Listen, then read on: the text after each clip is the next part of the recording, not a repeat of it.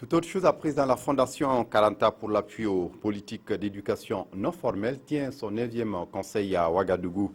Une rencontre au cours de laquelle les membres du conseil ont fait le bilan des activités. Le projet d'arborisation de l'écriture des langues transfrontalières demeure un grand chantier pour la Fondation. La Fondation Karanta qui travaille à mutualiser toutes les initiatives, les ressources humaines, matérielles et financières pour lutter contre la pauvreté par le biais de l'éducation non formelle. Oumar Zombré, Fabrice Nébier. Les lampions se sont éteints sur cette 9e session du conseil de Fondation Karanta.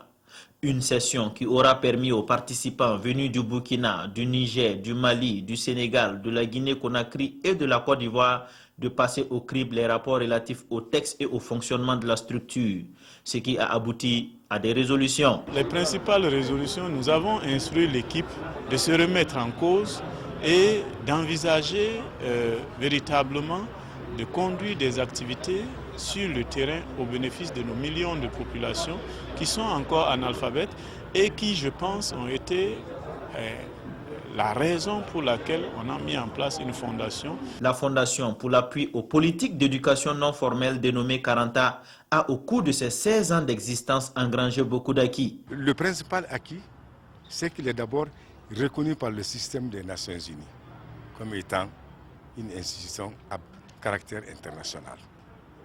Le deuxième acquis, c'est qu'aujourd'hui, Karanta est de mieux en mieux connu par le système des Nations Unies, par les institutions internationales, par les institutions régionales, par les institutions nationales, notamment des pays membres. Cette session a été également l'occasion pour les participants de revisiter les objectifs afin de mieux s'investir pour la réussite socio-professionnelle des millions de jeunes et adultes de l'espace Karanta.